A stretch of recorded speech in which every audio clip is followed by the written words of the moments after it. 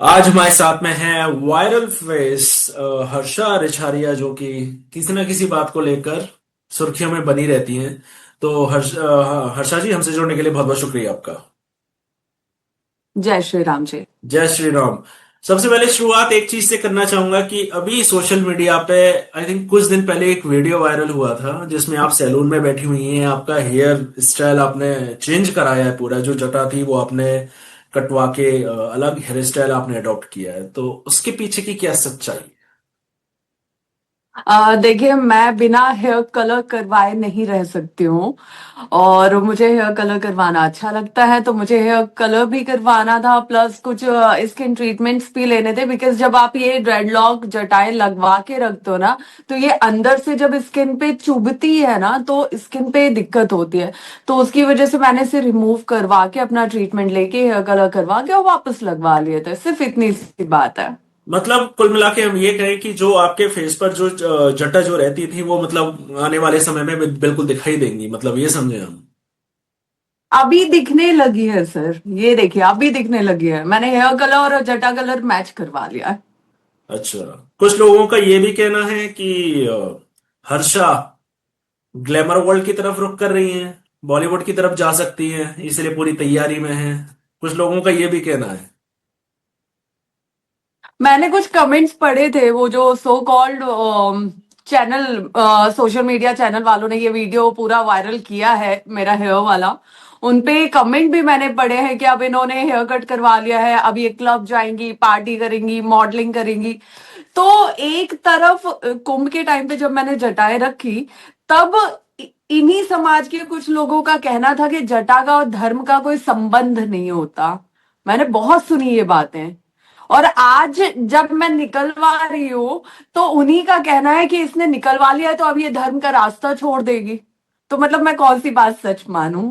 उस तो बात ये पे तो भी मुझे कंफ्यूजन में डाल उस रहे बात पे भी मैं आऊंगा। कुछ लोगों का ये भी कहना है कि अब मोनालिसा की वो कॉपी कर रही है, मोनालिसा साउथ में चली गई है तो हर्षा भी कॉपी कर रही है। कुछ लोगों का कहना है ये भी। नहीं नहीं। देखिए, मोनालिसा आज ईश्वर की कृपा से जहां पे है, मेरी बहुत शुभकामनाएं हैं उस बच्ची के साथ। और मैं दिल से अपने ईश्वर से, अपने महादेव से प्रार्थना करती हूँ कि उसके साथ जो भी हो बहुत अच्छा हो, वो बहुत ऊपर तक जाए। मुझे अभी उस रास्ते पे नहीं जाना है। मैं जिस जर्नी पे हूँ, मैंने जो सफर शुरू किया है, मैं उसमें बहुत खुश हूँ। हमने तो इनफैक्ट प्रयागराज अभी, क्योंकि हालांकि मैं प्रयाग में हूँ, तो प्रयागराज से 27 तारीख से 27 दिसंबर से हमने एक अभियान शुरू किया है युवाओं को धर्म के प्रति जागरूक करने का। तो मैं अपने काम में, अपने धर्म में बहुत खुश हूँ। कितना सक्सेसफुल हो रही हैं लोगों को धर्म के प्रति जागरूक करने के लिए? क्या रिस्पॉन्स आ रहा है?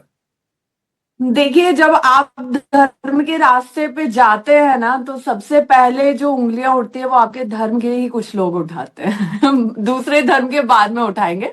तो अभी मैं धीरे धीरे सामना भी कर रही हूँ, लेकिन हाँ, मुझे लगता है कि मैं नेगेटिव जो थॉट्स थे उनको थोड़ा थोड़ा मैं पॉजिटिव करने में थोड़ा तो सक्सेस हो रही हूँ। ये बताइए, अब आप साध्वी रहेंगी या आने वाले दिनों में पता चलेगा कि आप परिणय सूत्र में बंधेंगी? ये भी बहुत बड़ी बात है। लोगों का ये सोचना होता है कि आने वाले दिनों में क्या हर्षा शादी करेंगी, क्या साध्वी ही हैं हम? क्या समझे हम आपको? देखिए, सबसे पहले मैं उन तमाम लोगों की बहुत बहुत आभारी हूँ जिनको मेरी शादी की इतनी चिंता है। मतलब मुझे लगता है आज मेरे माता पिता को हो ना हो, उन तमाम लोगों को बहुत ज्यादा चिंता है। तो मैं बहुत सौभाग्यशाली हूँ कि मुझे इतने शुभ चिंतक मिले हैं। लेकिन रही बात शादी और साध्वी बनने की, तो फिलहाल तो मैं, देखिए, अगर आप साध्वी के मार्ग पे जाते हैं, संन्यास दीक्षा के मार्ग पे जाते हैं, तो सबसे पहली चीज खुद का पिंडदान करना और परिवार का त्याग करना। खुद का पिंडदान करना भी छोटी बात नहीं हो, परिवार का त्याग करना, जिस परिवार ने आपको इतना कुछ दिया है, जिनकी वजह से आज आप हैं, उनका त्याग करना अभी तो शायद मेरे बस की बात नहीं है। और मैं, अगर आगे चल के ईश्वर ने ऐसा चाहा, तो मैं कह भी नहीं सकती कि आगे क्या होगा। पर कभी कभी ममता कुलकर्णी को देखकर लगता तो होगा, या ऑफर तो आते होंगे महामंडलेश्वर बनने के।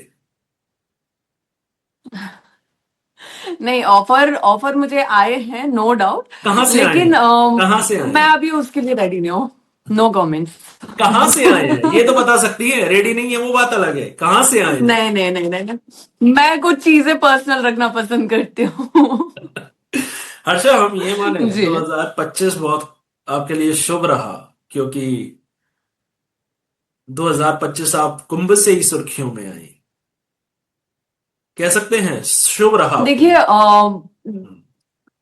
2025 मुझे बहुत कुछ देके गया, बहुत कुछ, बहुत अच्छी यादें देके गया, बहुत नाम देके गया, बहुत पहचान देके गया।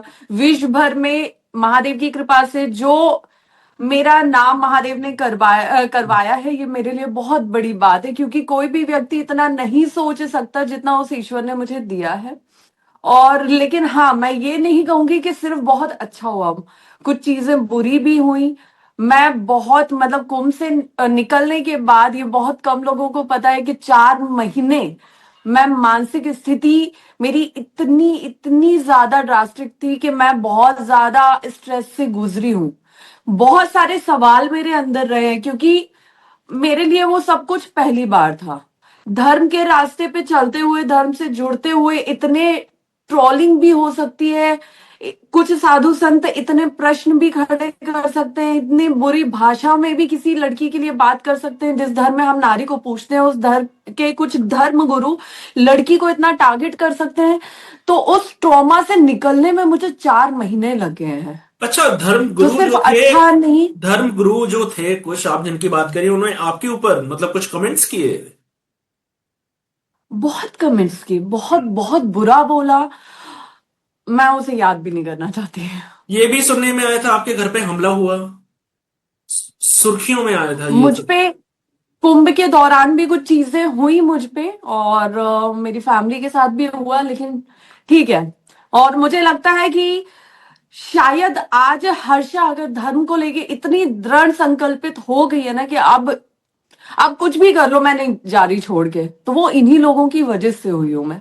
अगर ये लोग मुझे इतना त्रस्त नहीं करते, इतना परेशान नहीं करते, तो शायद हो सकता था कि मेरा मूड डाइवर्ट हो जाता, शायद हो सकता था। लेकिन अब डाइवर्ट कोई कर ही नहीं सकता मुझे। पर हर्षा, कभी कभी ऐसा भी होता है, एक तरफ हमको सक्सेस मिल रही है, हमको लोग जान रहे हैं, दूसरी तरफ जिस तरीके की बातें आपने बताई कि आपके ऊपर टारगेट्स हो रहे थे, आपको टारगेट कर रहे थे, बैलेंस रखना कितना मुश्किल होता है, एक तरफ खुशी, एक तरफ चिंता। देखिए बहुत ज्यादा टफ होती हैं ये चीजें, और एक लड़की के लिए ज्यादा टफ होती है, क्योंकि एक लड़की पे जब बात आती है ना, तो जब समाज देखता है कि हम कहीं से इसको टारगेट नहीं कर पा रहे हैं, तो वो क्या करता है, एंड में जाके उसके कैरेक्टर को जस्टिफाई करने लगता है कि ये ऐसी है, ये ऐसी है, ये ऐसी है। और मैंने बहुत कुछ सुना है। अगर आप किसी भी पर्सन के लिए कुछ भी बोल रहे हैं, तो मैं हमेशा चाहती हूँ कि पॉजिटिव जितना हो सके बोलिए, लेकिन अगर आप नेगेटिव बोल रहे हैं ना, तो बिना सच्चाई को जाने कभी किसी के बारे में नेगेटिव कमेंट नहीं करना चाहिए, क्योंकि आपका कुछ बुरा बोलना उसको, उसके परिवार को किस हद तक लेके जा सकता है, आप अंदाजा भी नहीं लगा सकते। पर हर्षा, अगर आपको ऑप्शन दिया जाए तो आप अपना हमसफर किसको चुनेंगी? बॉलीवुड एक्टर, बिजनेसमैन, नेता, क्या? कुछ सोचने में तो आता है ना।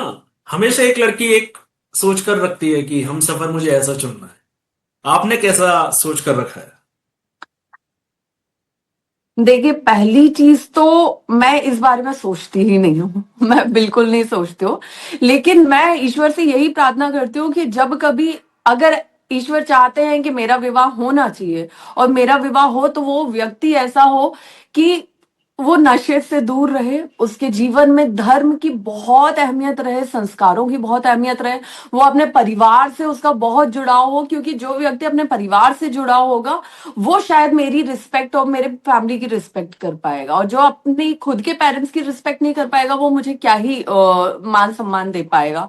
उसके साथ उसके लाइफ में ना एक एम हो कि हाँ, मुझे भी धर्म के लिए, समाज के लिए कुछ करना है।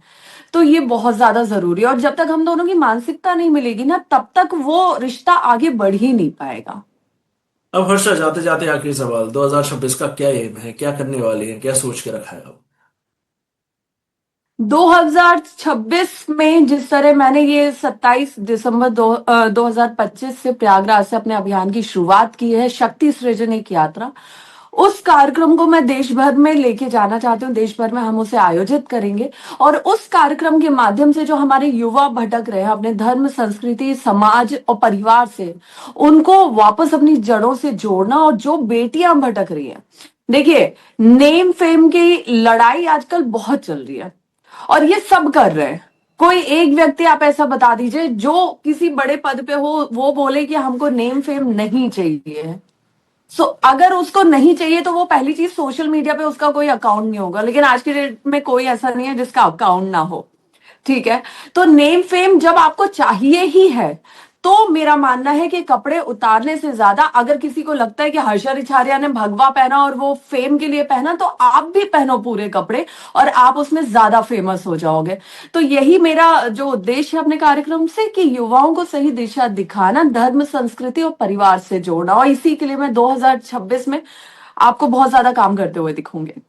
तो हर्षा, हमसे जुड़ने के लिए बहुत बहुत शुक्रिया आपका। जय श्री राम। जय श्री राम।